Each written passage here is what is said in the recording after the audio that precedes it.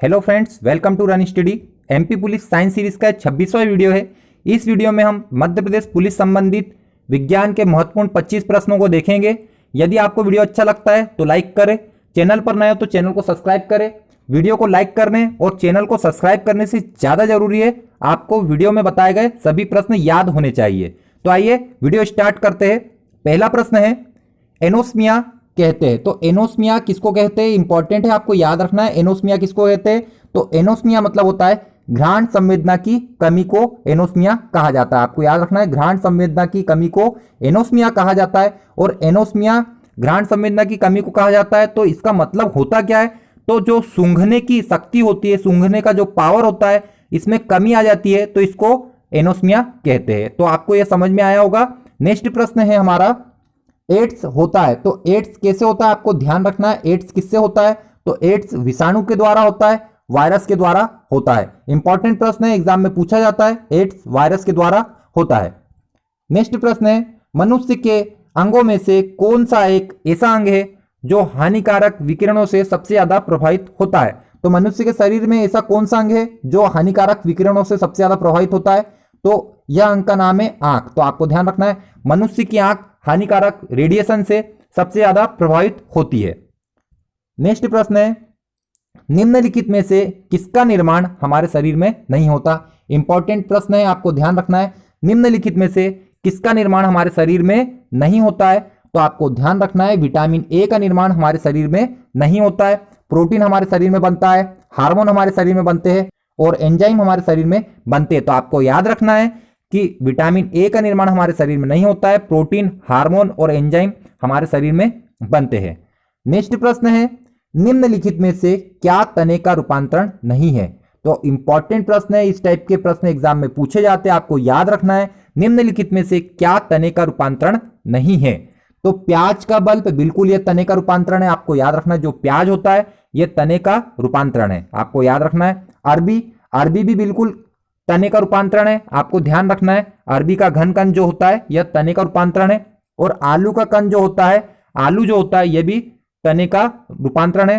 तो यहां पर प्रश्न में पूछा गया है, निम्नलिखित में से क्या तने का रूपांतरण नहीं है?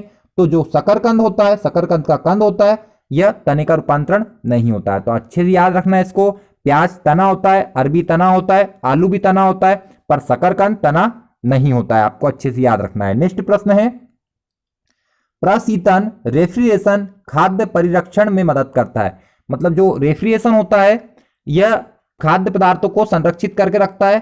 तो क्यों करता है? तो आपको ध्यान रखना है, जैव रासायनिक अभिक्रियाओं की दर को कम करता है। इंपॉर्टेंट प्रश्न है, आपको याद रखना है, एमपी पुलिस में इस प्रकार के प्रश्न पूछे जाते हैं। तो जैव रासायनिक अभिक्रियाओं की दर को जो फ्रीज होता है, रेफ्रिजरेटर होता है, यह कम कर देता है, जिससे खाद्य पदार्थ खराब नहीं होते। तो आपको याद रखना है, प्रशीतन खाद्य परिरक्षण में मदद करता है। क्यों करता है? जैव रासायनिक अभिक्रियाओं की दर को कम करके खाद्य पदार्थ को खराब होने से बचाता है। नेक्स्ट प्रश्न है, निम्नलिखित में से कौन सा स्कर्वी रोग के इलाज में उपयोगी है? तो आपको याद रखना चाहिए कि स्कर्वी रोग जो होता है यह होता है मसूड़ों में। आपको ध्यान रखना है, स्कर्वी रोग मसूड़ों में होता है और विटामिन सी की कमी से होता है। और विटामिन सी किससे मिलेगा? तो आपको अच्छे से याद रखना है, आंवले से विटामिन सी मिलेगा, जिससे स्कर्वी रोग के इलाज में आपको सुविधा होगी। तो ध्यान रखना है, स्कर्वी रोग के इलाज में उपयोगी कौन है? तो आंवला है। और स्कर्वी रोग कहाँ होता है? मसूड़ों में होता है। किसकी कमी से होता है? विटामिन सी की कमी से होता है। नेक्स्ट प्रश्न है, मधुसूदनी इंसुलिन अंतःस्रावण एक है। तो इंसुलिन का अंतःस्रावण क्या है? तो आपको याद रखना है, इंपॉर्टेंट प्रश्न है, इस टाइप के प्रश्न पूछे जाते हैं। तो इंसुलिन का जो अंतःस्रावण होता है यह एक पेप्टाइड है। इंपॉर्टेंट प्रश्न है, इंसुलिन का अंतःस्रावण क्या होता है? एक पेप्टाइड होता है। नेक्स्ट है, मानव शरीर के किस अंग में लसिका कोशिकाएं बनती है? इंपॉर्टेंट प्रश्न है, ध्यान रखना है, मानव शरीर के किस अंग में लसिका कोशिकाएं बनती है? तो दीर्घ अस्थि में लसिका कोशिकाएं बनती है। और जो लसिका कोशिकाएं होती है यह फूल के लसिका गांठों में परिवर्तित हो जाती है। और उन गांठों में किसका निर्माण होता है? तो आपको याद रखना है, उसमें WBC का निर्माण होता है और कुछ एंटीबॉडीज बनते हैं। तो आपको ध्यान रखना है, लसिका कोशिकाएं कहां बनती है? दीर्घ अस्थि में बनती है। और जो लसिका कोशिकाएं शरीर में फूल के गांठों में परिवर्तित हो जाती है तो वहां पर WBC और एंटीबॉडीज का निर्माण होता है। नेक्स्ट प्रश्न है रक्त क्या होता है? तो रक्त एक संयोजी ऊतक है, आपने कहीं ना कहीं इसको पढ़ा होगा, इतना फेमस क्वेश्चन है, हर एग्जाम में पूछा जाता है। लगभग आप कोई भी एग्जाम दो तो आपको 4 से 5 पेपर बाद ये आपको रिपीट होते हुए मिल जाएगा। तो रक्त क्या होता है? रक्त एक संयोजी ऊतक होता है। नेक्स्ट प्रश्न है निम्न में से कौन सा जीव अपनी त्वचा से सांस लेता है? इंपॉर्टेंट प्रश्न है, आपको ध्यान रखना है। आपको ऑप्शन देखना है मछली, कबूतर, तेलचट्टा और मेंढक। तो आपको याद रखना है जब मेंढक पानी में होता है तो ये अपनी त्वचा से सांस लेता है। तो कौन सा जीव अपनी त्वचा से सांस लेता है? तो मेंढक जब पानी में होता है तो अपनी त्वचा से सांस लेता है। अगला प्रश्न है एक कार्यशील महिला को प्रतिदिन कितना प्रोटीन लेना चाहिए? इंपॉर्टेंट प्रश्न है, आपको पता होना चाहिए। एक कार्यशील महिला को प्रतिदिन कितना प्रोटीन लेना चाहिए? तो एक कार्यशील महिला को लगभग दिन में 45 ग्राम प्रोटीन लेना चाहिए। इंपॉर्टेंट है, आपको याद रखना है एक कार्यशील महिला को दिन में 45 ग्राम प्रोटीन लेना अनिवार्य होता है। नेक्स्ट प्रश्न है प्लाज्मा में जल का प्रतिशत कितना होता है? इंपॉर्टेंट प्रश्न है, कई बार एग्जाम में पूछा गया है, आगे भी आने की संभावना है। तो प्लाज्मा में जल का प्रतिशत कितना होता है? तो प्लाज्मा में जल का प्रतिशत 90% होता है। आपको याद रखना है प्लाज्मा में जल का प्रतिशत कितना होता है? 90% तक होता है। मैं बार बार इसीलिए कह रहा हूं कि आपको यह प्रश्न याद यहीं की यहीं करना है। प्लाज्मा में जल का प्रतिशत 90% होता है। और जो हमारा ब्लड होता है, रक्त होता है, रक्त में 55% प्लाज्मा होता है और 45% रुधिराणु, WBC, RBC, प्लेटलेट्स होते हैं। तो आपको याद रखना है रक्त में यदि पूछा जाए प्लाज्मा कितना होता है तो 55% होता है, और प्लाज्मा में यदि जल की मात्रा पूछी जाए तो 90% होती है। अगला प्रश्न है निकट दृष्टि दोष का संबंध किससे है? तो आपको इसका यह नाम भी याद रखना है मायोपिया। निकट दृष्टि दोष मतलब मायोपिया। तो इसका किससे संबंधित है इस रोग का? तो इंपॉर्टेंट प्रश्न है, बड़ा पुराना प्रश्न है, एग्जाम में आज भी रिपीट होता है। तो मायोपिया निकट दृष्टि दोष जो होता है यह आंखों से संबंधित है, आप सभी को यह पता होगा। नेक्स्ट प्रश्न है किस सूक्ष्म जीव के द्वारा हेपेटाइटिस बी की बीमारी होती है? तो इंपॉर्टेंट प्रश्न है, आपको याद रखना है किस सूक्ष्म जीव के द्वारा हेपेटाइटिस बी की बीमारी होती है? तो वायरस के द्वारा होती है, विषाणु के द्वारा हेपेटाइटिस बी होता है। और आपको यह भी ध्यान रखना है कि हेपेटाइटिस बी शरीर में कहां होता है? तो यह होता है लीवर में। तो हेपेटाइटिस बी वायरस से होता है और शरीर में कहां होता है? लीवर में होता है। नेक्स्ट प्रश्न है एड्स विषाणु के लिए सबसे ज्यादा आजमाई गई दवा है? इंपॉर्टेंट प्रश्न है, एड्स विषाणु के लिए सबसे ज्यादा आजमाई गई दवा कौन सी है?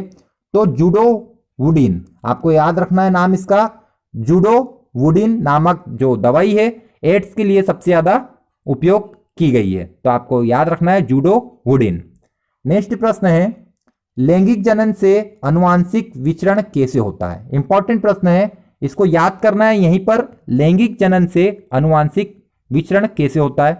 तो यह होता है जीन के सम्मिश्रण से, क्रोमोसोम में बदलाव से, जीन के मिश्रण से। तो इसका उत्तर हो जाएगा उपयुक्त सभी से। तो आपको याद रखना है लैंगिक जनन से अनुवांशिक विचरण कैसे होता है? तो जीन के सम्मिश्रण से, क्रोमोसोम में बदलाव से और जीन के मिश्रण से, तीनों प्रकार से होता है। नेक्स्ट प्रश्न है प्रकाश संश्लेषण कहां होता है? तो प्रकाश संश्लेषण क्लोरोप्लास्ट में होता है। आपको याद रखना है प्रकाश संश्लेषण क्लोरोप्लास्ट में होता है। नेक्स्ट प्रश्न है भ्रूण किसमें मिलता है? तो भ्रूण बीज में मिलता है। आपको ध्यान रखना है, इंपॉर्टेंट प्रश्न है, भ्रूण किसमें मिलता है? तो भ्रूण बीज में मिलता है। नेक्स्ट प्रश्न है मेंडेल के आनुवंशिकता का सिद्धांत किस पर आधारित है? इंपॉर्टेंट प्रश्न है, मेंडेल के आनुवंशिकता का सिद्धांत किस पर आधारित है? इसको अभी याद करना है, मोस्ट इंपॉर्टेंट प्रश्न है। मेंडेल के आनुवंशिकता का सिद्धांत लैंगिक जनन पर आधारित है। इंपॉर्टेंट है, याद रखना है, मेंडेल के आनुवंशिकता का सिद्धांत लैंगिक जनन पर आधारित है। नेक्स्ट प्रश्न है जीनेटिक्स निम्न में से किसका अध्ययन है? इंपॉर्टेंट है, जीनेटिक्स निम्न में से किसका अध्ययन है? तो आनुवंशिकता और विचरण का। आपको ध्यान रखना है जीनेटिक्स किसका अध्ययन है? आनुवंशिकता और विचरण का। अगला प्रश्न है मानक जंतु विज्ञान नामांकन में किस भाषा का उपयोग किया जाता है? तो जो जंतु विज्ञान होता है इसमें नामकरण के लिए किस भाषा का उपयोग किया जाता है? तो आपको याद रखना है लैटिन भाषा का उपयोग किया जाता है। तो जंतु विज्ञान में नामांकन या नामकरण के लिए किस भाषा का उपयोग किया जाता है? तो इसका नाम है लैटिन भाषा का। नेक्स्ट प्रश्न है संवहनी पौधों में पानी ऊपर किससे चढ़ता है? तो आपको याद रखना है, इंपॉर्टेंट प्रश्न है, पौधों में पानी ऊपर किससे जाता है? तो जाइलम टिश्यू के द्वारा जाता है। आपको याद रखना है, जाइलम के द्वारा ऊपर जाएगा और फ्लोएम के द्वारा जो पौधे भोजन बनाते हैं वो विभिन्न भागों में जाता है। तो फ्लोएम का काम क्या है? जो भोजन होता है उसको विभिन्न भागों में पहुंचाना, और जाइलम का काम क्या है? पानी और खनिज जो होते तत्व होते हैं यह पौधों के ऊपरी भाग में पहुंचाना। तो पौधों में पानी ऊपर किससे चढ़ता है? तो जाइलम के द्वारा। और जो खाना पौधे बनाते हैं यह किसके कारण डिस्ट्रीब्यूट होता है? तो यह फ्लोएम के द्वारा डिस्ट्रीब्यूट होता है। नेक्स्ट प्रश्न है, साइटोलॉजी क्या है? तो साइटोलॉजी होता है कोशिकाओं का अध्ययन। आपको याद रखना है, साइटोलॉजी मतलब होता है कोशिकाओं का अध्ययन होता है। और यहां पर बात की जाए जीवाणुओं का अध्ययन को क्या कहते हैं? तो इसको कहते हैं बैक्टीरियोलॉजी। आपको याद रखना है, जीवाणुओं के अध्ययन को बोलते हैं बैक्टीरियोलॉजी। साइटोलॉजी मतलब कोशिकाओं का अध्ययन। और फसलों के अध्ययन को क्या कहा जाता है? तो इसको कहते हैं एग्रोनॉमी। आपको याद रखना है, सस्य विज्ञान हिंदी में और इंग्लिश में इसको बोलेंगे एग्रोनॉमी। तो आपको ध्यान रखना है। और जनसंख्या का अध्ययन यदि पूछा जाए तो डेमोग्राफी कहते हैं। तो आपको ध्यान रखना है, साइटोलॉजी मतलब कोशिका का अध्ययन, बैक्टीरियोलॉजी मतलब जीवाणुओं का अध्ययन, एग्रोनॉमी मतलब फसलों का अध्ययन, और डेमोग्राफी मतलब जनसंख्या का अध्ययन। नेक्स्ट प्रश्न है, पौधे जो नमक युक्त मिट्टी में उगते हैं को क्या कहते हैं? तो ऐसे पौधे जो नमक युक्त मिट्टी में उगते हैं उसको कहते हैं हेलोफाइट्स। आपको याद रखना है, हेलोफाइट्स जो पौधे होते हैं ये नमक युक्त मिट्टी में उगते हैं। और जो जेरोफाइट्स होते हैं ये मरुभूमि में उगते हैं, रेगिस्तान में उगते हैं जो वृक्ष, उनको बोलते हैं जेरोफाइट्स। तो आपको ध्यान रखना, जो पौधे रेगिस्तान या मरुभूमि में उगते हैं उसको कहते हैं जेरोफाइट, और जो नमक युक्त मिट्टी में उगते हैं उसको कहते हैं हेलोफाइट। और हाइड्रोफाइट आपको पता होगा, पानी में उगने वाले पौधों को हाइड्रोफाइट कहा जाता है। और सक्यूलेंट किसको कहते हैं? आपको याद रखना, सक्यूलेंट किसको कहते हैं? गुदेदार जो पौधा होता है जिनका तना मोटा होता है उसको सक्यूलेंट कहते हैं। जैसे कि आपने एलोवेरा देखा होगा, नागफनी देखा होगा, तो ये सक्यूलेंट पौधों के अंतर्गत आते हैं। तो दोस्तों, यदि आपको वीडियो अच्छा लगा है, यदि आपको लगता है कि वीडियो देखने से आपको कुछ ना कुछ फायदा हुआ है, तो वीडियो को लाइक करें। चैनल पर नए हो तो इसी प्रकार के वीडियो देखने के लिए चैनल को अभी सब्सक्राइब करें। आगे इसी प्रकार के इंटरेस्टिंग वीडियो आपके लिए मैं लेकर के आऊंगा। वीडियो देखने के लिए आप सभी का धन्यवाद।